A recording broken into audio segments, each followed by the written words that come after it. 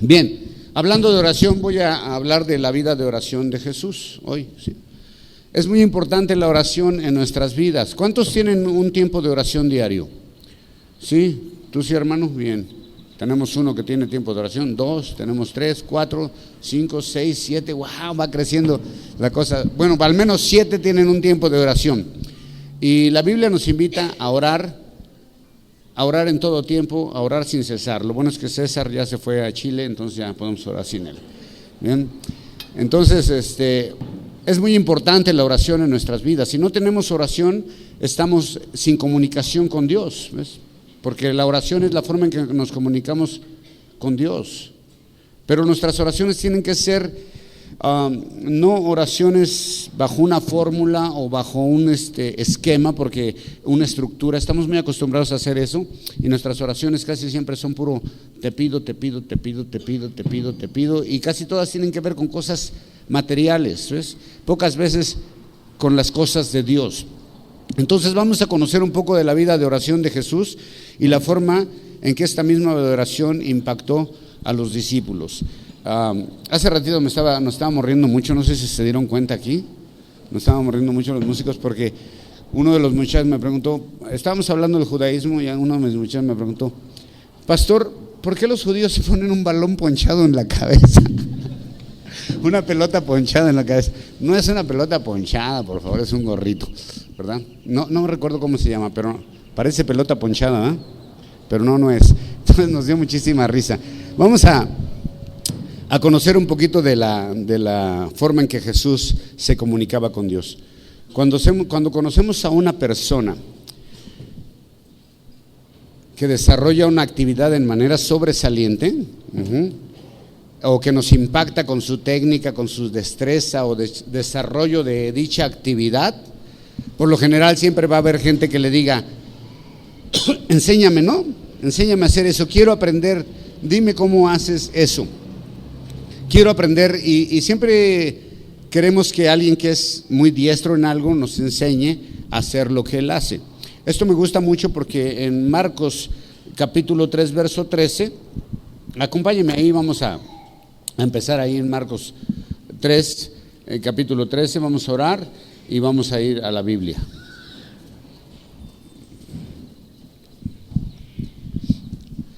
Cuando ves a alguien que, por ejemplo, a Julio a cada rato le dicen, oye, ¿me enseñas a tocar batería? ¿Ah? Cuando ves a alguien que es muy bueno en algo, te acercas, y si eso te llama la atención, quieres que te enseñe a hacerlo en la manera que él sabe hacer, porque sabes que es experto en eso, ¿no? Y diestro en eso, y dices, me gustaría hacer lo que tú y quiero que me enseñes. Acompáñame a Marcos 3, capítulo 13.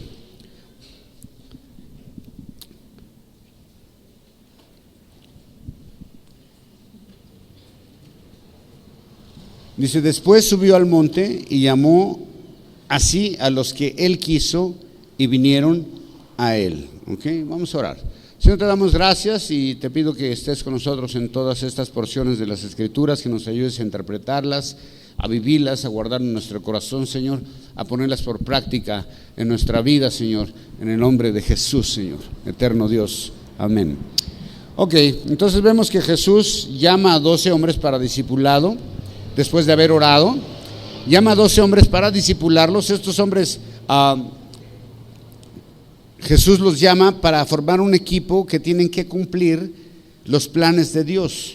Todos estos hombres eran judíos, todos tenían conocimiento de la religión, es decir, del judaísmo, sabían de las horas de oración, porque había diferentes horas de oración en el templo, convocaban a horas de oración, se tocaba, se hacía una llamada, y se acuerdan que los fariseos dicen que se las arreglaban para que los agarrara cuando sonaran las campanas en el templo, o el cornetín o la trompeta, los agarrara fuera del templo para poder orar en las calles, y la gente dijera, wow, qué espiritual es este cuate, mira, está orando. De hecho, ahora todavía en el mundo musulmán, ahora que estuve cerca de un lugar donde había una sinagoga, una mezquita de los musulmanes, y 3 veces al día o 4 veces al día se empezaban a oír así por unos altavoces sus mantras o sus cantos que hacían, y a esa hora ellos se juntan y oran.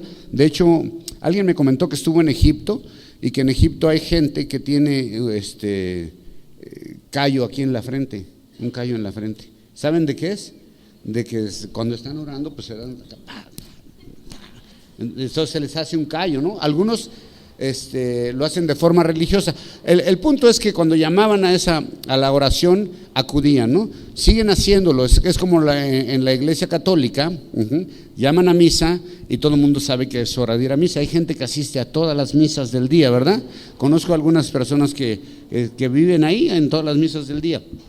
Esos judíos sabían a qué horas era esa oración, identificaban perfectamente el tiempo de oración, sabían el tiempo de los sacrificios, sabían del servicio en el templo, en las sinagogas, sabían de los escribas, de los saduceos, de los fariseos, es decir, era gente que tenía mucho conocimiento de la religión y de todo lo que se hacía dentro de la religión del judaísmo, porque eran judíos. Alguna vez habían asistido al templo. Seguramente los sábados asistían al templo a adorar a Dios y oraban y elevaban sus plegarias y cantaban salmos y ofrecían sacrificios, todo eso, ¿no? Y esto me recuerda, mira, ¿cómo nace la iglesia cristiana? Ahí les va, a lo mejor esto no lo saben, pero rapidísimo me voy a ir. El judaísmo está aquí, ¿verdad? Cuando Jesús instituye el nuevo pacto, entonces 300 años después Constantino, emperador de Roma, dice, esta va a ser la religión oficial de Roma, y los convierte, permite la religión y se convierten todos al cristianismo. Pero Constantino empieza a cristianizar todas las fiestas paganas y a hacer muchas cosas él, y entonces Constantino se empieza a separar de todo esto del judaísmo y se convierte en la iglesia católica romana, ¿okay? Y ya el judaísmo queda fuera de lo que es la nueva creencia en Cristo. ¿Quién lo hizo? Constantino lo separa. Y después de eso, de muchos años después, viene Martín Lutero con la Reforma, ¿okay? Y entonces él interpreta a la Biblia y se da cuenta de que hay ciertos errores, pero también la interpreta en su manera y no sobre el judaísmo. ¿Y qué pasa? Entonces de ahí nace la iglesia protestante pentecostal, ¿okay? Entonces nosotros salimos de la iglesia católica, ¿okay? Y traemos muchas de esas costumbres y liturgia, ¿no? No quiero entrar mucho en esto, pero bueno, ¿por qué hablo de esto? Porque así como el pueblo judío sabía de su religión, así la mayoría del pueblo latino saben de misas, saben de rezos, saben de los sacerdotes, saben de las iglesias cristianas y del tiempo de oración y de la alabanza y todo.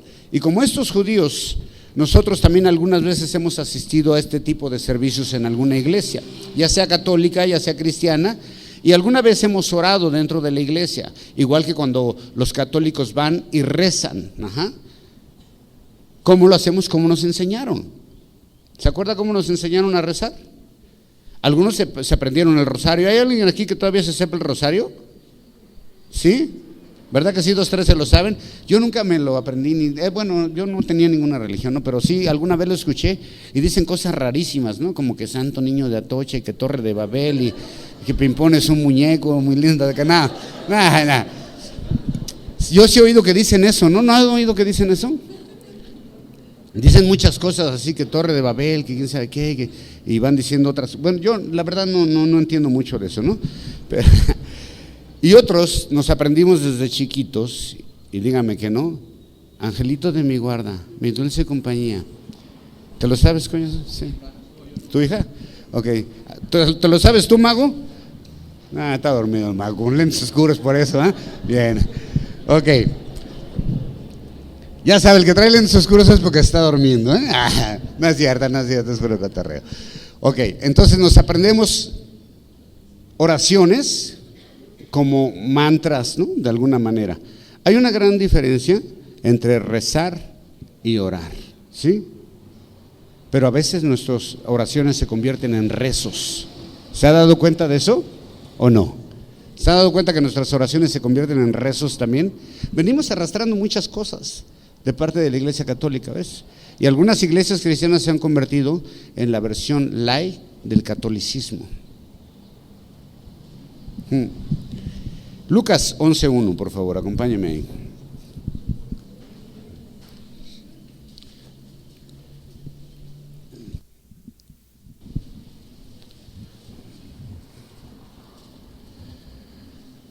Aconteció que estaba Jesús orando en un lugar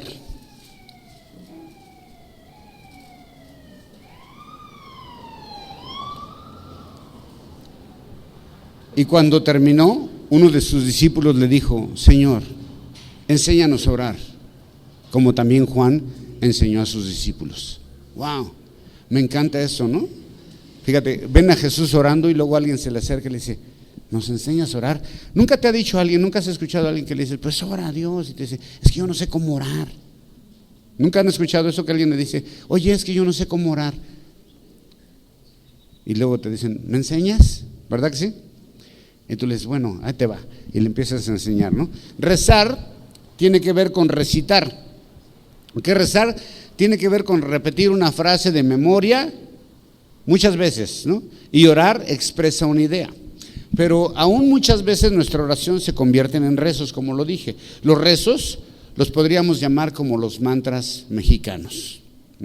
¿Sabe que hay mantras acá de los tibetanos y tienen sus mantras, ¿no? Así nosotros también tenemos nuestros mantras, que son rezos, y a veces tenemos oraciones que se convierten en mantras. ¿Cómo? Tenemos los mantras de los alimentos, el de los buenos días y el de las buenas noches, el de los diezmos y las ofrendas, y el clásico te pido, ¿sí o no? Esas son las oraciones que tenemos los cristianos como mantras reglamentarios en nuestras vidas, ¿sí? Oramos en la mañana cuando despertamos, algunos, ¿verdad? Lo primero que piensas es orar a Dios y dices: Señor, gracias porque pude ver la luz de un nuevo día. Y ya, ahí se terminó tu oración. Y luego tu siguiente oración es: Señor, bendice estos huevitos con jamón, ¿no? ¿Sí? Y tu siguiente oración, ¿hasta cuándo es? Hasta el mediodía, a la hora de la comida. Y la siguiente oración es a la hora de la cena, si es que cenas, ¿verdad? Y luego la siguiente es antes de acostarte. Ya ahí es cuando ya llegas bien cansado a tu casa y haces tu último mantra y ya nomás dices: Señor, y te quedas jetón, ¿sí o no? Son las famosas oraciones prefabricadas que repetimos en automático. Las fórmulas en las que caemos y siempre decimos lo mismo. ¿Se ha fijado que casi siempre decimos lo mismo cuando oramos? ¿O no? ¿Sí? Aún aquí los músicos, ¿no? Cuando oran por las ofrendas, casi siempre dicen lo mismo. Ya vamos a grabar mejor un cassette, o digo un disco, y lo vamos a poner. ¿Qué pensaría tu familia o tu jefe de trabajo si todos los días le dijeras lo mismo? Con palabras así rimbombantes, y acá que llegaras así con tu jefe y le dijeras: excelentísimo jefe, hoy vengo a su presencia para decirle buenos días y gracias por tenerme entre sus empleados, ¿no? Todos los días lo mismo. ¿Qué te diría tu jefe? Chale, ¿qué onda? ¿Qué le pasa a este cuate, no? O que todos los días les dijeras: esposa, excelentísima esposa, te pido por la misericordia de Dios que me prepares unos huevitos con jamón. Todos los días lo mismo. ¿Estaría bien? ¿Todos los días lo mismo? ¿Te gustaría eso? ¿Te gustaría eso? No, así como que, chale, ¿qué onda? ¿Qué pensaría alguien si le repites la misma frase 30 veces como un rezo? Seguro te diría: ya me lo dijiste como 20 veces. A mí me pasa así porque yo digo mucho lo mismo siempre. Y así me dicen: ya me lo dijiste como 20 veces. ¿Qué pensará Jesús cuando rezamos 20 rosarios, 32 Aves Marías y 25 Padres Nuestros en media hora? ¿Qué diría? ¿Qué pensará Dios de eso? La verdad es que convertimos nuestras oraciones como cristianos en rezos o mantras, siempre lo mismo. Y entonces es como les digo: mejor porque no grabamos, graba en tu teléfono, en esos mensajes de voz, graba en tu teléfono tu oración de la mañana, de la comida y todo, y ya no tienes que esforzarte. Dices: voy a poner la grabación, gracias por la comida. Aquí buscas archivo, gracias por la comida, ya se lo pones, ya. ¿No? Les estoy simplificando la vida, sean prácticos, hermanos. ¿Está bien eso? ¿Estaría bien eso? Pero estos hombres que llamó Jesús, conforme lo iban conociendo, se fueron dando cuenta que había una gran diferencia entre la forma que ellos oraban y la forma que oraba Jesús. ¿ok? Y por eso en Lucas 11:1 dice, aconteció que estaba Jesús orando en un lugar y cuando terminó uno de sus discípulos le dijo, Señor, enséñanos a orar, como también Juan enseñó a sus discípulos. Después de esto, ¿qué hace Jesús cuando ellos le dicen, enséñanos a orar? Algo vieron en Jesús que les impactó de tal manera que alguien se atrevió a decirlo. Eran judíos, ¿ok? Sabían la religión, sabían de las oraciones, sabían de los sacrificios, de todo, y se acercan a Jesús y le dicen, wow, cuando lo escuchan orar, le dicen, enséñanos a orar, enséñanos a comunicarnos con Dios. Y después de esto Jesús presenta el Padre Nuestro y les dice, cuando oren, oren así, ¿no? Y comienza con el Padre Nuestro, que todos sabemos de memoria, ¿no? ¿Alguien no se sabe el Padre Nuestro? Silencio total acá. Espero que todos nos lo sabemos. Pero no significa, cuando Jesús lo dice, no significa que esa oración debemos repetirla como periquitos. Esta oración contiene elementos que nos ayudan a comprender cómo debemos orar, pero no quiere decir que lo tenemos que recitar. Aunque algunos se aferran, y de hecho lo enseñan en algunos lugares, a que debemos orar conforme a fórmulas, convirtiéndolas nuestra oración en un mantra o en un rezo. Cuando ellos vieron la forma en que oraba Jesús, se dieron cuenta que sus oraciones no eran como las de Jesús. Así que querían algo mejor, algo que ya tenían. Entonces Jesús les pudo haber dicho, ¿quieren aprender a orar? Cómprense el rosario electrónico con la voz del Papa, ¿no? El manto de Benny Hinn, el manto de oración de Benny Hinn. O los libritos de oraciones que venden afuera de las iglesias católicas. ¿Saben que venden libros de oraciones? Ellos estaban buscando poder expresar la misma realidad que Jesús expresaba en su comunicación con el Padre. Jesús, después de enseñar el Padre Nuestro como oración modelo y no como un mantra, sigue instruyendo a sus discípulos en la oración, que es la parte más importante, ¿sabe de qué? De nuestra relación con Dios. Nosotros como cristianos tenemos un eslogan bien chido que decimos, es que yo no te estoy hablando de una religión, yo te estoy hablando de una relación personal entre tú y Dios, ¿no? No lo sabemos ese de memoria y lo decimos siempre. ¿Y cómo es tu relación personal con Dios si no oramos? O sea, ¿cómo te relacionas con Dios si no le oramos? ¿Cómo te puedes relacionar con otra persona si no hablas con esa persona? Dice Lucas 18:1.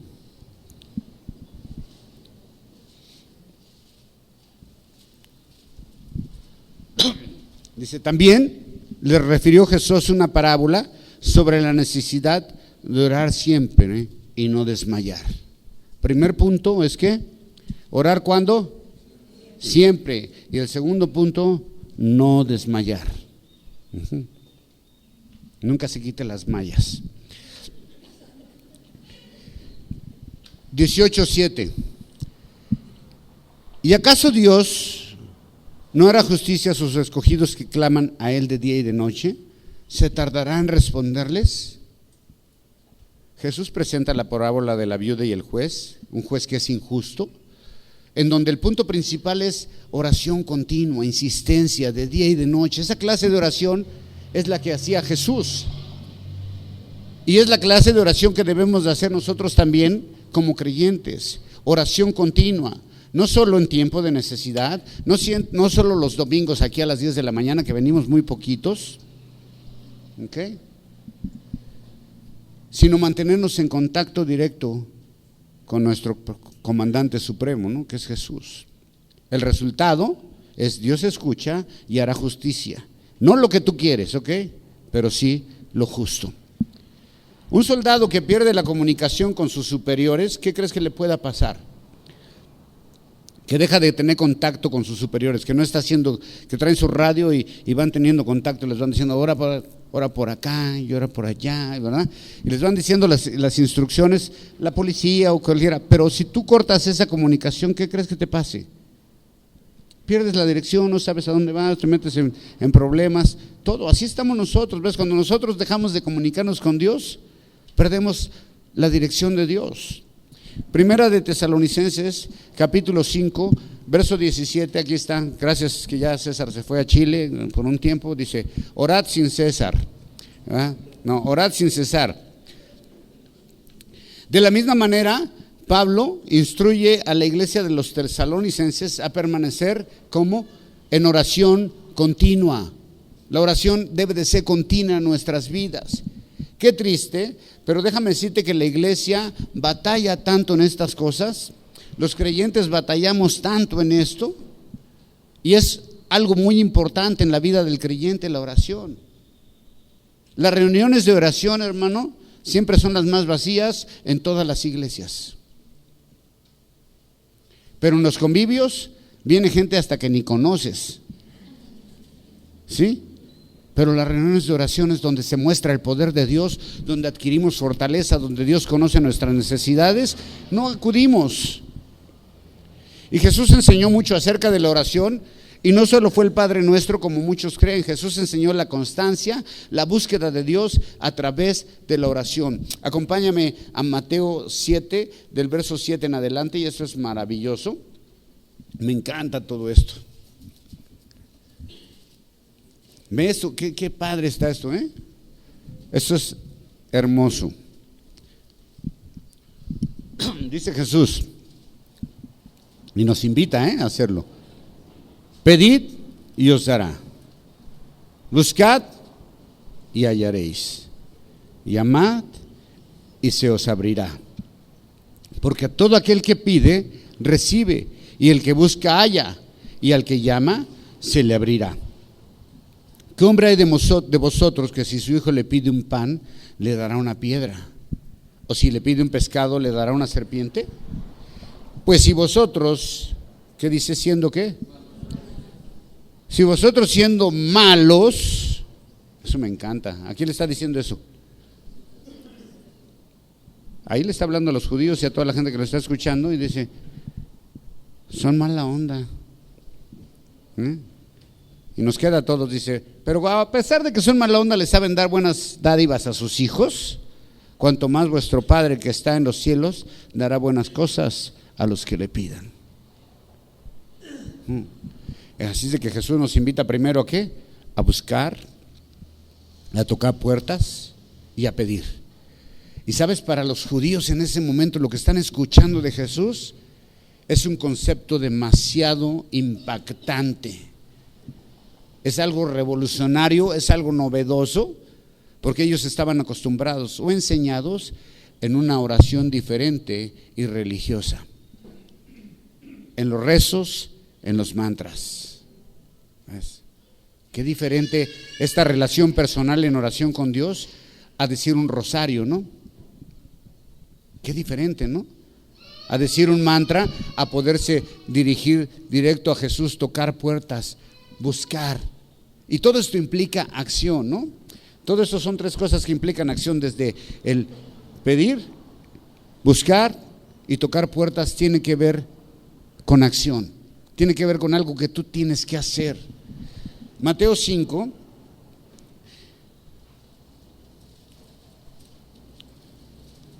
Mateo 6, versículos 5, 6 y 7, mira, dice, aquí hablando otra vez de la oración, otra cosa que enseña Jesús, y cuando ores, no seas como los, ¿quiénes? Los hipócritas.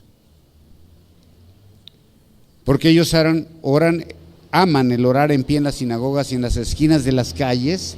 ¿Para qué? Para ser vistos de los hombres. De cierto os digo que ya tienen su recompensa. Wow, ¿cuál es la recompensa de ellos? El aplauso de la gente, la admiración de la gente. Esa es la única recompensa que podían tener. Todavía seguimos habiendo mucha gente así, ¿no? Que queremos orar y oramos así con palabras rimbombantes y domingueras y nos paramos en medio de la congregación y queremos, dice, no seas como los que hipócritas. ¿Qué quiere decir hipócritas? Actores. Dice, no actúes nada más. ¿Ves? O sea, la oración no es para llamar la atención de tu auditorio o para impresionar a la gente que está alrededor de ti. ¿Ves? La oración es en intimidad. Dice, estos les gusta orar en las calles, ¿para qué? para que los vean.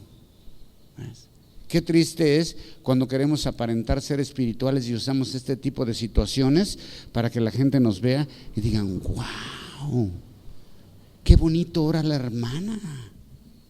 Me acuerdo una vez que me decían: no, hermano, pastor, fui a una iglesia, una hermana oraba tan bonito. Bueno, Jesús nunca dijo: hagan oraciones bonitas, hermanos. ¿Verdad que no? Dice: no, oraba tan bonita la hermana, y luego se ponía de rodillas y se iba como gallinita caminando por toda la iglesia, así, pi, pi, pi, pi. O sea, llamando la atención ¿a quién? ¿Sí me entiende? A ella misma. O sea, ¿por qué? Porque quiere que la vea, y su recompensa es esa: el aplauso de la gente, la admiración de la gente. ¿Ve?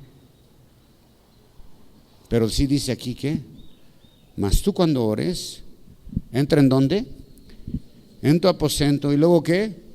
Cerrada la puerta, chanfle, ora a tu Padre que está en secreto, y tu Padre que ve en lo secreto te recompensará en público. Wow, ¿de qué está hablando ahí? Intimidad.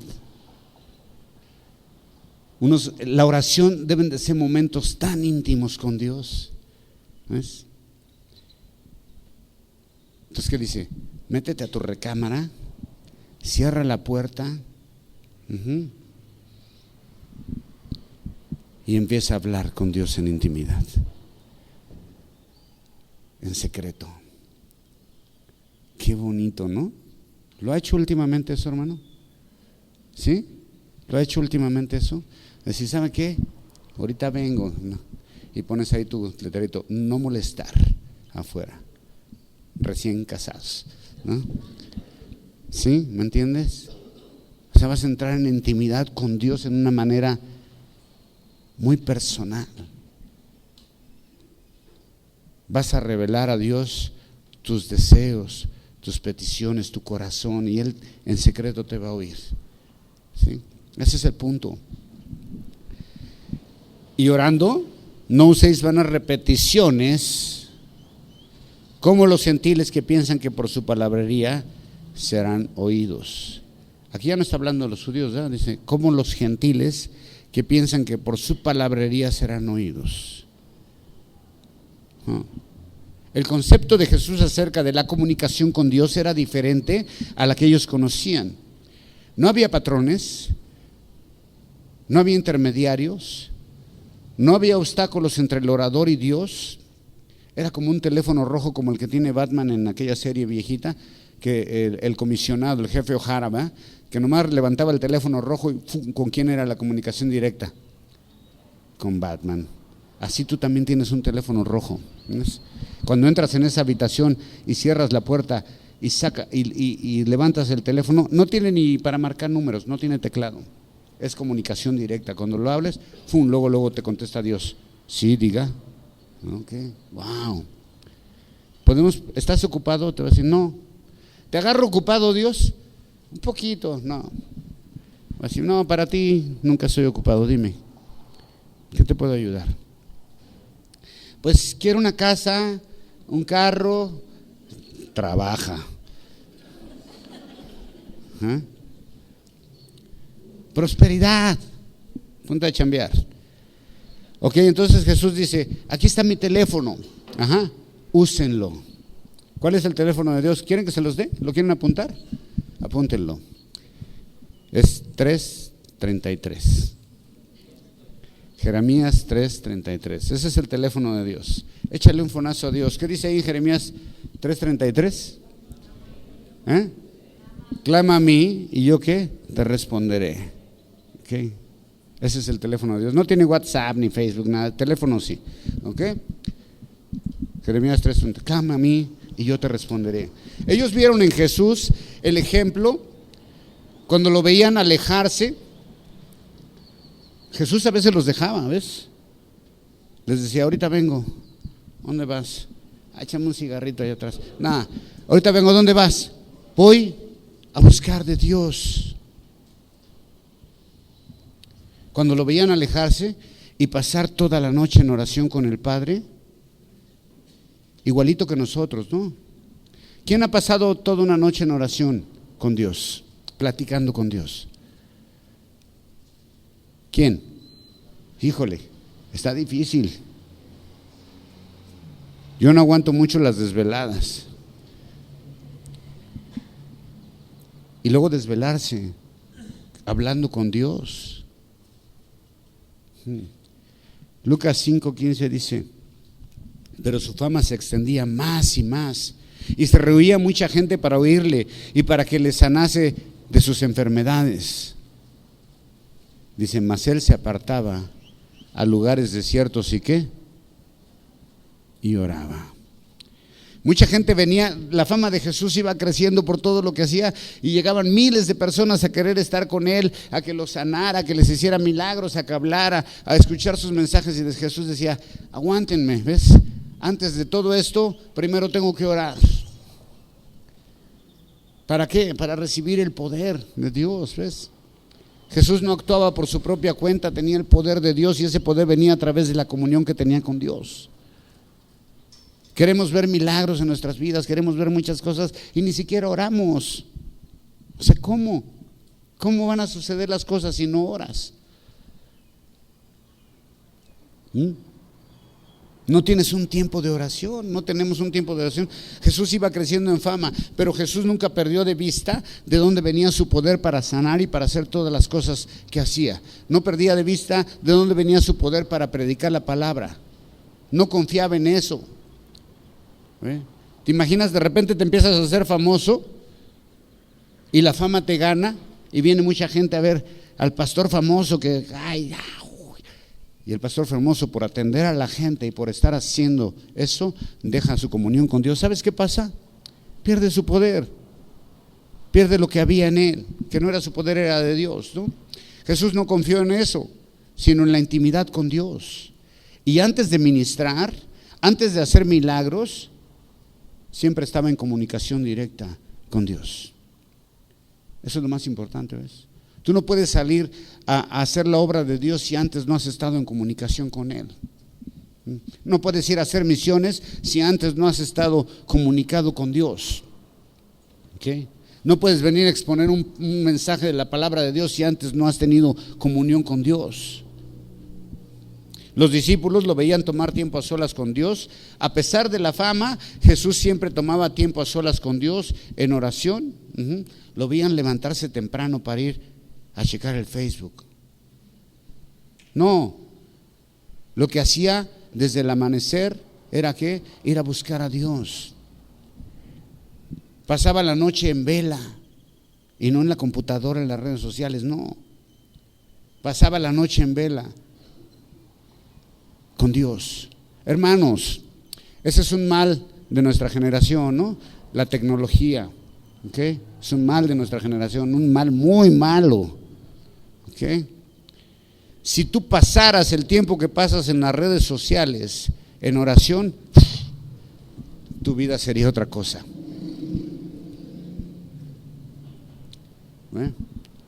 Si usted pasara el tiempo que pasa perdiendo ahí en esas cosas, leyendo la Biblia, el poder de Dios estaría en tu vida.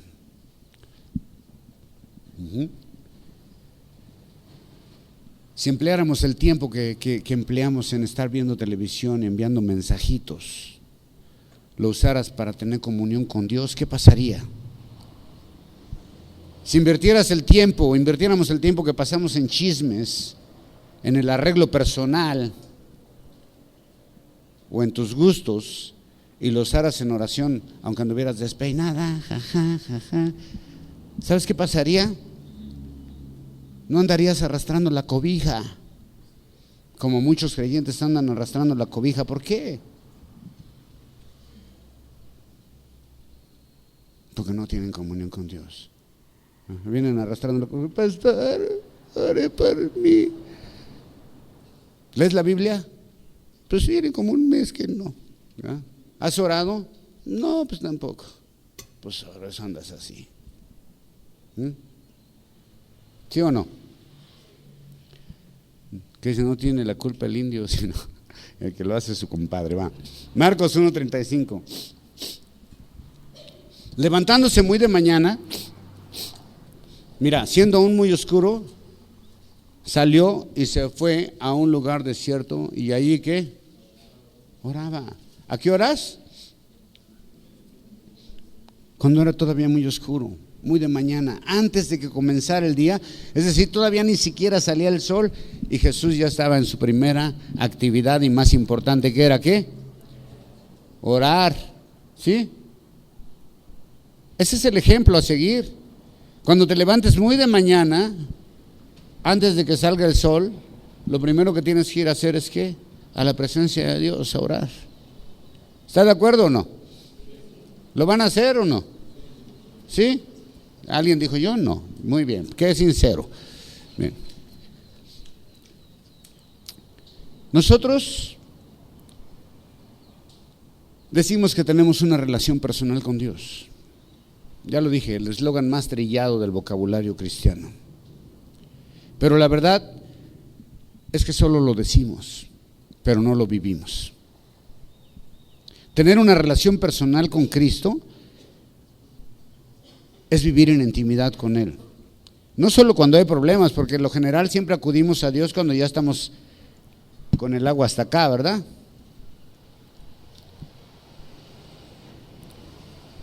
No solo es un rezo, no solo es un mantra religioso, no es una oración en automático, una oración sin sentido, sino una verdadera convicción de que estoy hablando con Dios.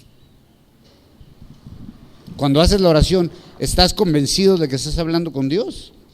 ¿O hay dudas en tu corazón? ¿Será que sí? ¿Me escucha o no me escucha? Yo he tenido gente que me dice, es que a mí Dios no me escucha. No están convencidos de que están pudiendo hablar con Dios. Cuando la oración se convierte en solo bla, bla, bla, bla, bla, cuando oro para que me vean con palabras domingueras, para que piense que soy espiritual y me vean, y que hasta Dios se queda apantallado con mis oraciones, pues entonces no estoy entrando en intimidad con Dios, ¿no? Alguien vino una vez y me dijo, pastor, ore por mí, ¿qué tienes? Estoy enferma. Y yo dije, Señor, te pido que la sanes. Amén. Se quedó así. ¿Ya? ¿Es todo lo que va a orar? Pues sí, ¿no? O sea, ¿qué quieres que diga? ¿Que convenza a Dios de que eres su hija, que eres buena, que te portas bien, que diezmas y ofrendas? ¿Para que Dios actúe? Le echamos a veces acá demasiado huevo al pan, ¿no? ¿Sí o no? Lucas 6:12 dice, en aquellos días se fue al monte a orar y pasó toda la noche orando con Dios. Y cuando era de día llamó a sus discípulos y escogió a 12 de ellos, a los cuales también les llamó apóstoles, es decir, a los cuales les llamó enviados. Jesús tenía que tomar una decisión muy importante esa noche. ¿Cuál era? Escoger quiénes serían las 12 personas que llevarían el mensaje más importante de todo el tiempo, el mensaje de Dios a la humanidad. ¿Cuál era el mensaje? El Evangelio, la salvación, la vida eterna. 12 personas. ¿Por qué 12? Porque cada uno representaba una de las tribus de Israel. ¿Okay? 12 tribus, 12 apóstoles. Así es de que para llevar el mensaje de Dios, parecería algo que podría tomar una decisión propia, ¿no? Jesús, a ver, decir nomás, a ver, pues ¿quién es más cumplidón acá, aquí? Y aquí sí le batallaría un rato.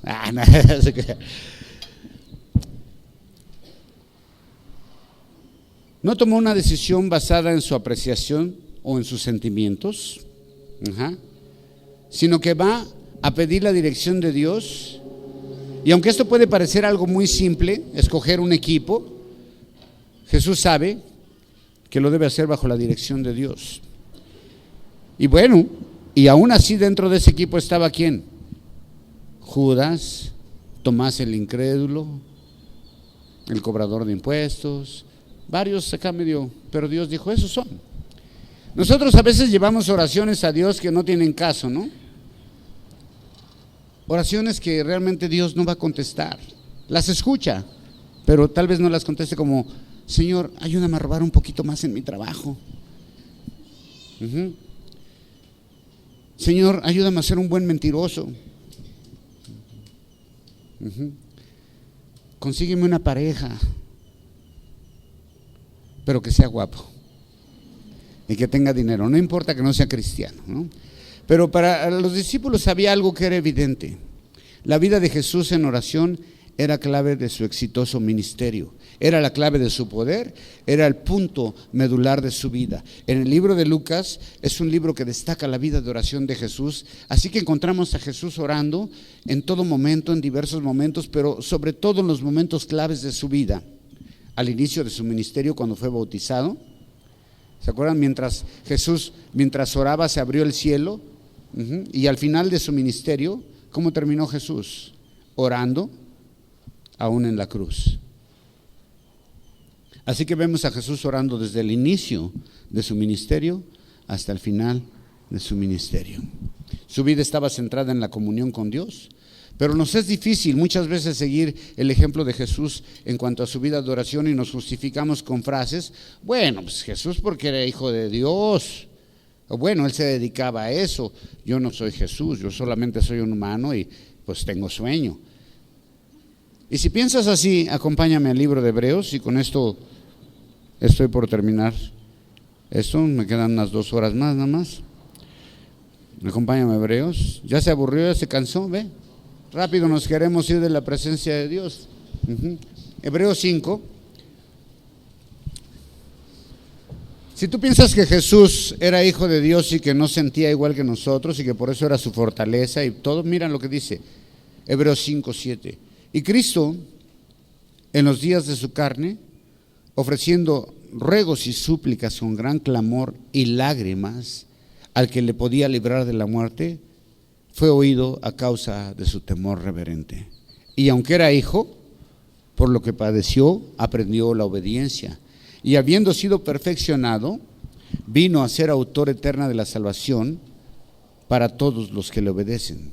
Entonces se destaca que Jesús era oído por Dios a causa de su clamor, de sus súplicas, de sus ruegos, pero sobre todo por su temor reverente. Y lo que más sobresale, la palabra obediencia. Pero también en estos versos se deja ver algo que en lo que nosotros nos escudamos cuando fallamos a nuestra vida de oración. Es que yo solo soy un humano. Perdón, pero si leemos bien, dice que Cristo en los días de ¿qué? De su carne. Lo que nos dice que era una persona como tú y como yo. Hebreos 4:5, porque no tenemos un sumo sacerdote que no pueda compadecerse de nuestras debilidades, sino que uno que fue tentado según nuestra semejanza, pero sin pecado. Lo que nos indica que todo lo que sentimos nosotros como seres humanos, Jesús también lo sintió. Jesús también sintió sueño, Jesús también se sintió cansado, fue tentado, tuvo hambre, tuvo cansancio y ganas de aventar la toalla. Jesús tuvo ganas también de decir: ya estuvo. Todo eso es comprendido por Cristo, porque lo vivió. Cristo fue tentado en su vida de oración, solo que Él supo cómo resistir y nos puede ayudar a no fracasar en nuestra vida de oración. Así que encontramos que los hijos de Dios deben de orar de continuo y que Jesús lo hacía hasta las lágrimas. ¿Lo recuerdan? ¿Llorando alguna vez a Jesús y orando? Jesús sabía en su humanidad lo importante que era mantenerse en contacto con Dios. Por eso oraba con frecuencia. Sabía que era carne y que la carne es ¿qué? Débil. De la misma manera debemos pensar: soy carne, soy un ser humano. Y si no mantengo comunión con Dios en oración, soy presa fácil de mis deseos, de mis tentaciones, de mi yo. Entonces debo identificar cuáles son las cosas que me estorban a mi vida de oración y debo erradicarlas. Y debo recordar que soy carne y necesito estar anclado a la oración, a Dios. Si Jesús necesitaba orar, ¿lo necesitaremos nosotros? Para terminar, Lucas 22:44. Estoy hablando de todo el libro de Lucas, la oración de Jesús. Y estando en agonía se desanimó y dejó de orar. ¿No dice así? Y estando en agonía, ¿qué? Oraba más intensamente. Y era su sudor como grandes gotas de sangre que caían hasta la tierra. Más intensamente, mientras más fuerte era la agonía, más oraba, más buscaba a Dios. Mientras más grande era la tentación, más se aferraba a Dios. Y nosotros decimos, bueno, Dios entenderá que soy humano y de vez en cuando, pues, que tiene un pecadito. Si hasta David pecó. ¿Qué es lo que distrae nuestra vida de oración? ¿Qué hace que me sienta tan mal que no puedo orar? ¿Qué es lo que me hace que me sienta tan mal que no puedo orar? ¿Te has dado cuenta de eso? Que a veces cuando andamos tan mal, que decimos, no puedo ni orar. ¿Le ha pasado? Ajá. Y dices, híjole, quisiera orar, pero no puedo. Estoy deprimido, estoy en pecado, ahora no puedo orar. Tengo muchos problemas, muchas ocupaciones. ¿Cómo voy a perder el tiempo en oración cuando necesito checar mis redes sociales? No tengo tiempo para Dios. Y vemos a Jesús que mientras más difícil se ponía la situación, ¿qué hacía? Más oraba. La pregunta es, ¿cómo está mi vida de oración?